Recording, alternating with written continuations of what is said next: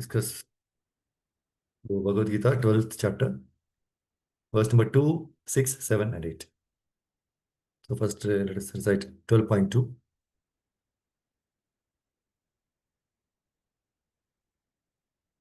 Yes, Prabhu, 12.2 verse, Prabhu. Krishna. Yes, Prabhuji.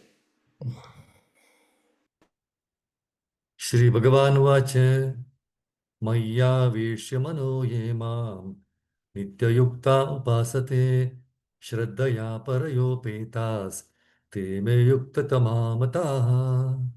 Translation by Divine Shri Prabhupada. Supreme Personality of Godhead said, those who fix their minds on my personal form and are always engaged in worshipping me with great and transcendental faith are considered by me to be most perfect. Jai Shri Prabhupada ki jai. Now we go to 6, 7 and 8. 12.6 and 7. Ye tu sarvani karmani mayi sanyasya matparaha ananyenaiva yogena mam dhyayanta upasate teshamaham samudharta mrityu samsara sagarat bhavamina chirat partha maya veshita chetasam. Translation by His Divine Grace Srila Prabhupada ki jai.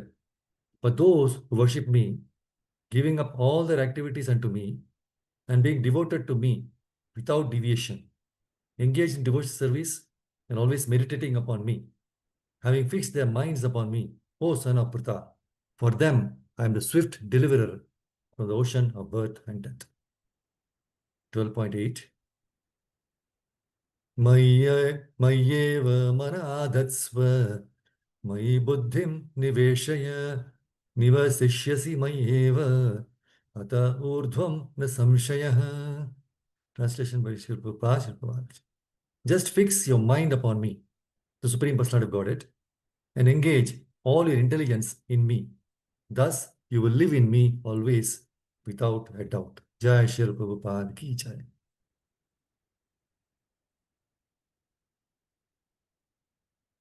So this, in fact, the first verse of 12.1, right? Arjuna wants to clarify which is more perfect. That is, those who always properly engage in devotional service or worshippers of the impersonal Brahman, which is also known as unmanifested. So from the 12.2 verse, that's Bhagavan Vacha, Krishna starts answering. He says, those who are engaged in devotional service are most perfect. And he gives the reason why. Because, number one, they fix their minds on my personal form. Number two, always engage in worshipping me. Number three, worship me with great and transcendental faith. So Arjuna is happy to hear, the devotional service is superior. But still he wonders, what is the attainment of an impersonalist who renouncing work is able to fully worship the unmanifested? So that comes beyond 3, 4, 5, and you can see.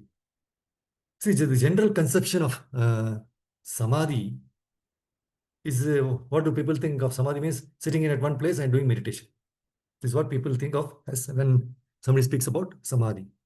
But Srila Prabhupada clarifies this point very nicely, that samadhi is to remember Krishna always, even while performing our daily duties.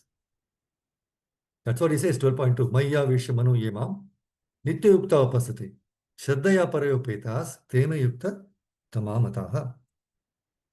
So those who fix their minds on what? On my personal form. It doesn't say impersonally.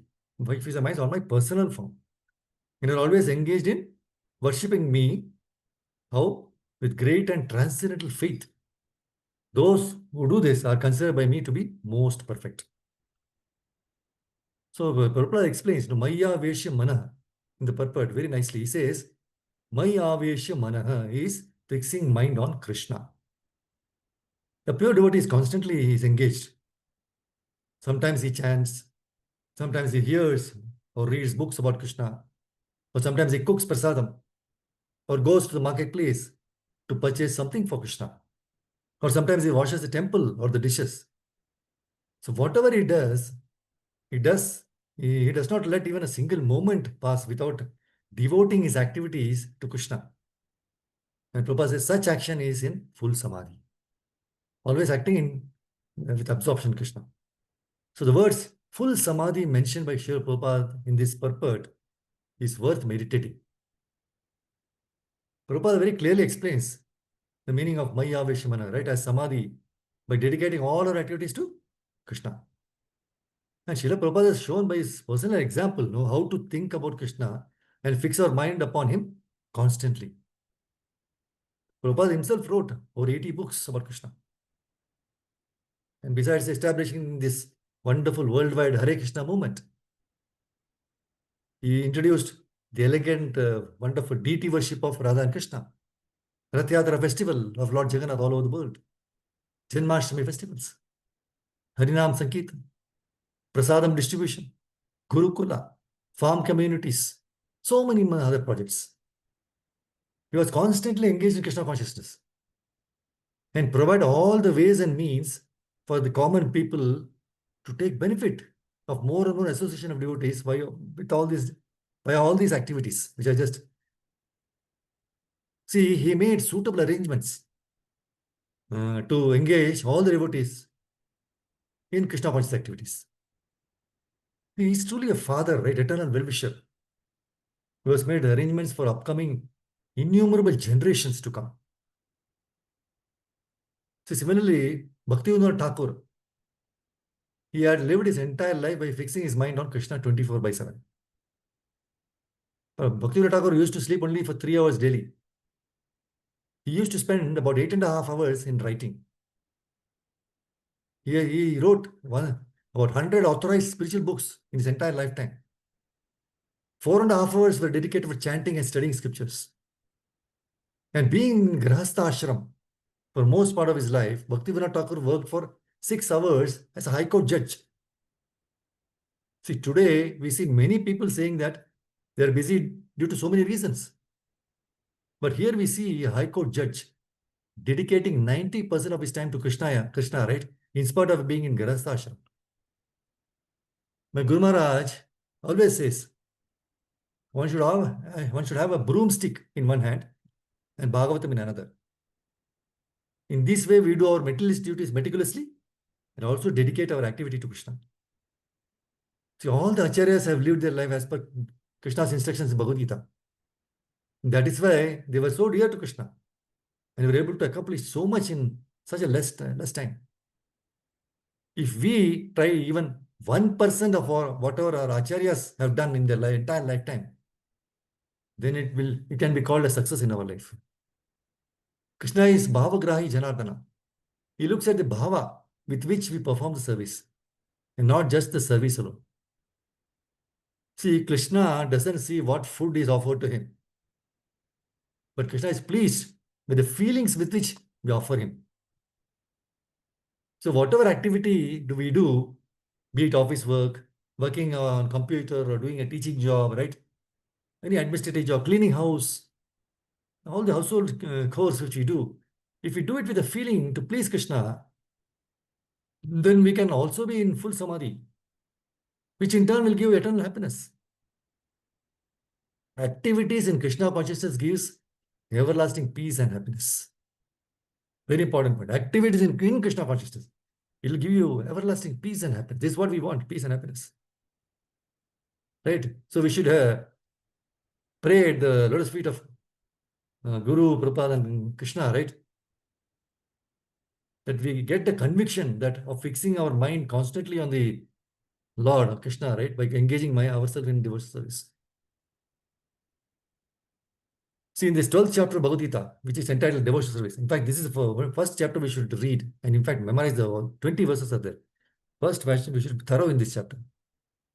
So in this chapter, Krishna describes the transcendental science of devotional service. The first verse starts with Arjuna asking Krishna how devotional service is compared to impersonal meditation. And from the second verse, Krishna gives his reply, confirming the superior position of devotional service. So the first point is, for a person in Krishna consciousness, there are no material activities because everything is done for Krishna. And secondly, whatever a pure devotee does, he does not let a single moment pass without devoting his activities to Krishna. And Prabhupada says such action is in full samadhi. See, the point is, the imperfection of the conditioned soul is that he is convinced that he is something which in actuality is not. By the spell of the Lord's material energy, he thinks himself to be the metal body. And the metal things connected to the body to be his property. When in fact, all of it is like a dream, which ends with the death of the metal body. To get satisfaction in this world, we try to grab on the all the metal things, right? But our contact with them always has a beginning, a middle, and an end. We all look for lasting pleasure. Everybody wants pleasure. But this is never achieved by exploiting the material nature. The alternative to grabbing at the illusory energy, which by nature it slips away, right, through our hands. So the alternative is to grab towards the lotus feet of Krishna. So the material energy is under the control of the Supreme Lord Krishna. And by his sanction only do we experience the fulfillment of our material endeavors. Krishna is Upadrashta and Hanumanta. He is overseeing, he sanctions. So see, the point, better than keeping him behind the curtains as our order supplier. Give me this, give me that. Instead of that, we should try to do something for Krishna's pleasure. So how to please the Lord, how to experience his existence is not at all difficult. Simply one has to connect with Krishna through the method Krishna has devised in Srimad Bhagavatam, where Narada Muni declares that the Supreme Lord is personified by transcendental sound. Etavadukto, beautiful verse now. See, for example, an electric wire, when bought from a shop, it can be turned, it can be twisted, it can be cut. Right, you bring and do all those things. But when that wire, electric wire, is connected to the powerhouse, then you cannot touch it. You get shock, right? Similarly, when you are connected to the powerhouse, our powerhouse is Krishna. So when we are connected to Krishna, then our devotion becomes fiery and nobody can touch us. Simply by chanting Krishna's transcendental names, Hare Krishna, Krishna Krishna, Hare Hare, Hare Ram, Ram Ram, Hare Hare. We have direct contact with Krishna in his form as Nama Avatar. And since Krishna is Pavitram, pure, supremely pure, then our spiritual senses, by which we can perceive the Lord, right? They are purified so that we can realize his presence. A pure devotee has succeeded in purifying or perfecting his consciousness to such a degree that he never wants even a moment of separation from Krishna. That is the goal of chanting the holy names of Krishna. See, even a few minutes, okay, which is dedicated to chanting Krishna's name daily, few minutes also, 5 minutes, it will bring one towards realizing Krishna, Supreme Personality of Godhead. So not to let a single moment pass without devoting one's activities to Krishna. So this statement is really mind-blowing, right? Especially to one who is always clinging to the material desires. So Prabhupada has given his personal example to show that one can enter Samadhi or full Krishna consciousness even in this disturbed atmosphere of Kali Yuga. And by Krishna's grace and the grace of his dear devotee, Samadhi is a real possibility for us today. In this middle world, everybody hankers to be perfect. But the real fact is, nobody can be perfect. Since we have 4 main defects, right? Committing mistakes, cheating propensity, subjected to illusion, and our senses are imperfect. So with these defects, how can we strive to be perfect? We have done our material education in some field or the other, right? But then no one can claim to have perfect knowledge of that particular subject, right? Which we might have studied, right? So every day new concepts are coming up and we are still in the process of learning. So whatever attempts we may try, but we won't be perfect in our material existence. The only thing we can endeavor is to perfect in devotional service of Krishna. That's why Krishna gives the definition of perfect to Arjuna in 12.2. Maya Vishmano Yama Nitya Ukta Pasate Shraddhaya Parayopeta Steme Yukta Tamamata. Those who fix their minds on my personal form. always engaged and worship me with great and transcendental faith, are considered to be by me to be most perfect. So this is very, very important point for us to understand. And Prabhupada, he says, for one in such Krishna consciousness, there are no material activities. Because everything is done for Krishna. And Prabhupada says, whatever he does not let a single moment pass without devoting his activities to Krishna. The Lord is Purnam, all perfect. Om Purnamadha Purnamidam. So whatever done for Hare Krishna Prabhu, kindly unmute yourself. Sorry. Got muted by mistake. Sorry, can you please unmute yourself? So sorry. Thank you. Sorry. Thank you, bro. Extra.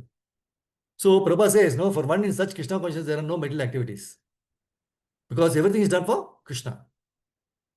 So the Lord is Purnam, all perfect. Om Purnamada Purnamidam. So whatever done for Krishna is also perfect. If we really are in a quest to become perfect, then simply do everything for Krishna. See, just by adding Krishna to our day-to-day activity, we can be a perfectionist in the spiritual platform.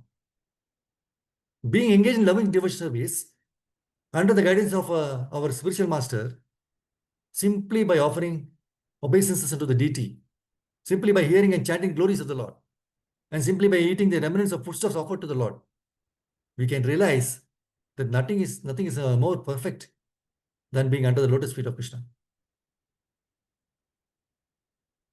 See, in Bhagavatam 3:9-11, Brahmaji is praying very beautiful prayer.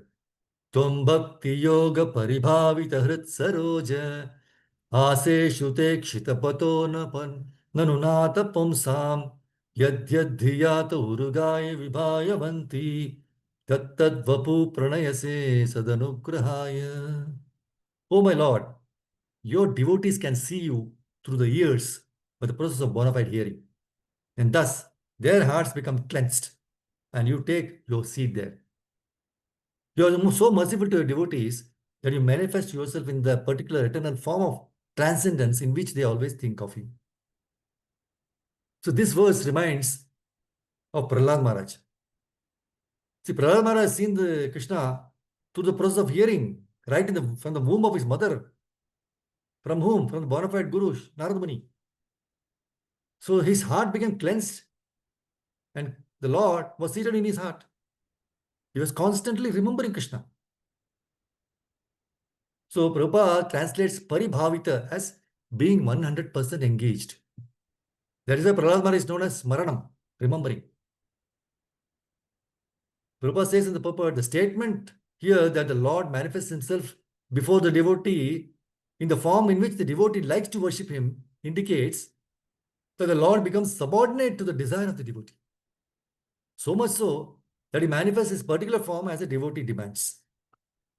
So this demand of the devotee is satisfied by the Lord because he is flexible, he is pliable in terms of the transcendental loving service of the devotee.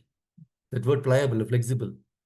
So Lord was so merciful to his dear devotee Prahlad that he saved him from so many troubles. And the trouble was given by whom? By his own demonic father, Hiranyakashipu. And the Lord was with him in all dangers to protect him. So we have to do nothing.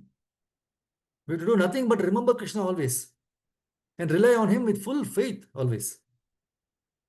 That's what Krishna says in 12.6 and 7. Ye tu sarvani karmani mahi sanyasya matparaha ananyenaiva yogena mam dhyayanto pasate tesham aham samuddharta mrityu samsara sagarat bhavamena chirat partha maya veshita chesasam. But those who worship me, giving up all their activities unto me and being devoted to me without deviation, engaging in devotional service and always meditating upon me, having fixed their minds upon me, O son of Pritha, for them I am the swift deliverer from the ocean of birth and death. See, we are all aspiring to be surrendered devotees at the lotus feet of Krishna. But many times we are unable to practically understand what it means to be a surrendered devotee. A very nice letter written by Prabhupada in which he very wonderfully mentions the secret of surrender to Krishna. He says, they do not know the secret of surrender to Krishna. Such surrendered devotee sees that everything is part of Krishna's plan. That whatever is meant to be, I am doing that. So let me do it with my full attention to every detail. Let me become absorbed in such service. Never mind what it is, but let all other considerations be forgotten, and only my desire to do the thing best for Krishna's alone pleasure be my motive. I think this letter was written by Sri Prabhupada to, I think, Swami Maharaj in December 1972. Such a wonderful piece of instruction. And every word is worth meditating and contemplating. One very striking point is that everything is part of Krishna's plan. That whatever is meant to be, I am doing that. So let me do it with my full attention to every detail. Let me become absorbed in such service. See, one of the meanings is that one should be in the present or now on whatever service we have been allotted by the Lord Krishna. In that service, we must be focused, attentive, right? Mindful. Invest all our consciousness instead of being restless, inattentive, confused, right? See, whatever service we are doing is what we are meant to be doing. Whatever service we are doing is what we are meant to be doing. And whatever person with whom we are meant to be with them. Whatever position or family or situation or circumstance we are in, they're all meant for us, arranged by the Lord for the moment. If we can accept all these as part of Krishna's plan and take this one instruction to our heart, our lives will be completely transformed. Very nice story in this regard, how to understand this. See, once a king got up in the morning with three questions in his mind. One, who is the most important person? Two, what is the most important time? And three, what is the most important karma? So in the court, in the royal court, right, he asked his ministers. So some said the king was the most important person. The time of one's death was the most important time. Serving one's religion was the most worthwhile karma. And many others had different answers, but the king was not satisfied. So finally, his chief minister suggested king should visit a sage who lived at the top of a certain mountain. So they made arrangements, and the king was on his way to. It was a steep climb, right? And a few hours later, he found himself outside the cave of the sage. So, as was the custom, no, he left his sword outside the door and gave Danda pranams to the sage, and he posed this question. These three questions. So, in response, the sage, no, he took the king to the edge of a cliff, a near a high point, no, which was overlooking the entire kingdom. The king was looking at this vast kingdom, right? Feeling very good about his life. Suddenly, he was interrupted by a voice from behind. Turn around, it said. The king turned back and saw the sage pointing the sword at the king's heart. And he's just a few millimeters away, right? "O king," the sage said, "do you know now who is the most important person? What is the most important time? What is the most important karma?" The king was dumbfounded. He startled, right? Because heart skipped a beat. He sage with his sword in his hand, and he was on the cliff, on the edge. Suddenly, a calm feeling came all over his body. Then he bowed down to the sage, and the sage handed him the sword. The king expressed his gratitude and went back to his palace. Now, the courtiers asked him the next day if he got the satisfactory answer for that. So they were eager to listen. So after the king went to meet the sage, he came back with the answers, right? And he shared with them. The king said, the sage answered all the three questions in one instant. Just when I was in awe, looking at my very colossal kingdom from the edge of the mountain, I realized the most worthwhile karma for me was to continue to love my subjects, to take care of them. And I was the king of my subjects. So then the sage appeared with the sword in his hand. He was sharing this with the courtiers. And he said, I was a few moments away from death. I realized The most important time was now. At that moment, my past did not matter. I had no future. Now was the only time I have. Now. Now will be the only time I will ever have. And then the king told the minister that the most important person is the person we are with. And therefore, the sage was the most important person at that time. If only we could remember these answers all the time, then our life would be greatly transformed for the better. See, the first one was the most important work. Whatever duty we are engaged in at the moment is ordained by the Krishna, the Lord. And we can please Krishna by doing that duty nicely. Krishna says in Bhagavad-gītā 18.46, Yata pravrittir bhutanam yena sarvamidam tatam swakarmana to abhyarchya siddhim vindati manavaha. By worship of the Lord, who is the source of all beings and who is all pervading, a man can attain perfection through performing his own work. So Prabhupada says in 1846 purport, everyone should think that he is engaged in a particular type of occupation by Rishikesha, the master of the senses. And by the result of the work in which one is engaged, the Supreme Personality of God, Shri Krishna, should be worshipped. If one thinks always in this way, in full Krishna consciousness, then by the grace of the Lord, he becomes fully aware of everything. That is the perfection of life. That's what Krishna says in 12.7, Tesha Maham Samudharta. The Supreme Lord himself takes charge of delivering such a devotee. That is the highest perfection of life. In whatever occupation one may be engaged, if he serves the Lord, he will achieve the highest perfection. My Guru Maharaj always insisted that, by saying that immaculately we should do our prescribed duties very carefully, very carefully. More carefully than whatever we do normally. Because it is from that duty we get our own existence. More so in the temple area, because here that is the only survival point to do our seva immaculately. So this is the first one. Second is the most important time.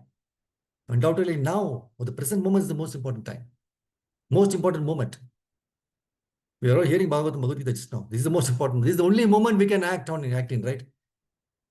And my Guru Maharaj quotes a very nice verse from the Shastras to emphasize this point. He said, Gate shoko na kartavya, bhavishyam na chintayet, vartamaneshu kaleshu, pravartante vichakshanaha.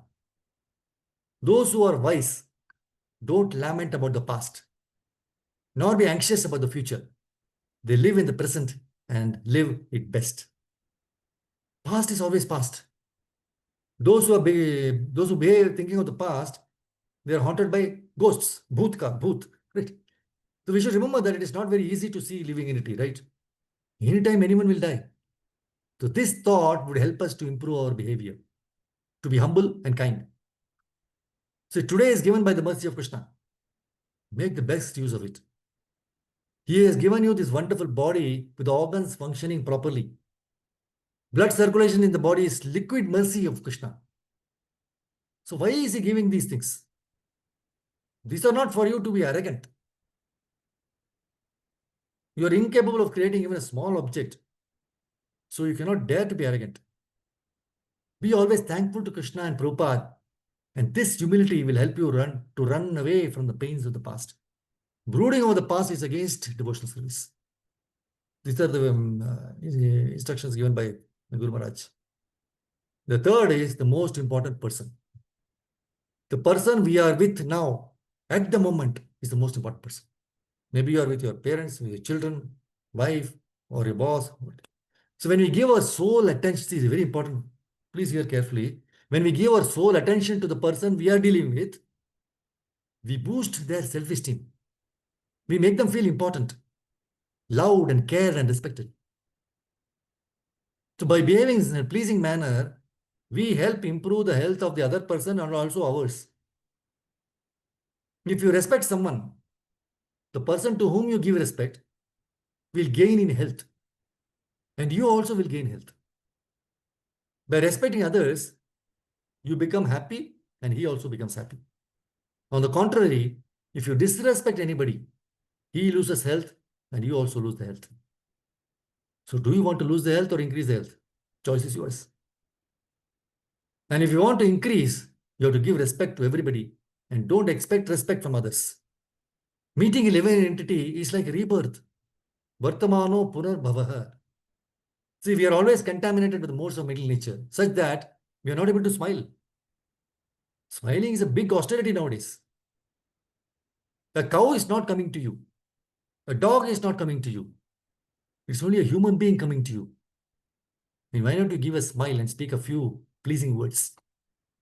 So let us all always try to remember the answers to these three questions. By understanding and realizing that the persons, place, position, whatever we are in, are bestowed by the Supreme Lord for our own spiritual benefit. And this realization is the greatest blessing we can have for leading to a peaceful life. So again, see, 12.8, I will conclude with this, almost finished.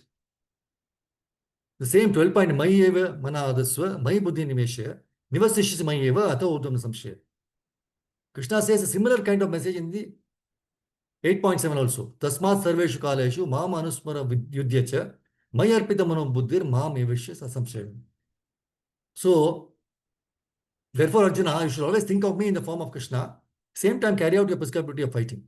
With your activities dedicated to me, your mind and intelligence fixed on me, you will attain me without a doubt. So this is a point to understand. I'll stop here. Thank you very much, Prabhupada. Hare Krishna. Granthara Srimad Bhagavad-gītā ki jai. Hare Krishna. Vancha kalpatarubhischa. Kripa sindhubhaya patitanam pavanam Vishnu. Thank you, Prabhupada. Hare Krishna. Any questions? Hare Krishna Prabhu, just give me one moment and we are allowing everybody to mute themselves. Yes, devotees, any questions, please ask. Hare Krishna Prabhuji. Prabhuji, Hare Krishna. Thank you for a wonderful class. What I have noticed is the first thing that we have to do is engage our mind and intelligence in Krishna. But this he has been telling us right from chapter 2, Prabhuji, in some way or the other. And my Arpita Mano Buddhir has come twice. So basically it is, in nutshell, you have covered the whole, what do you call, essence of his advice to us in this talk, Prabhuji. Thank you so much. Hare Krishna. Hare Krishna. Thank you. Gurudev. Hare Krishna Prabhuji, I just have a small thing, like, who is your Guru Maharaj, Prabhuji? Hare Krishna. Hare Krishna. His Holiness Mahavishnu Goswami Maharaj. Okay. Thank you, Prabhuji. Dhanvat Pranam. Hare Krishna. Hare Krishna. Thank you. Hare Krishna Prabhuji, Dhanvat Pranam to everybody assembled.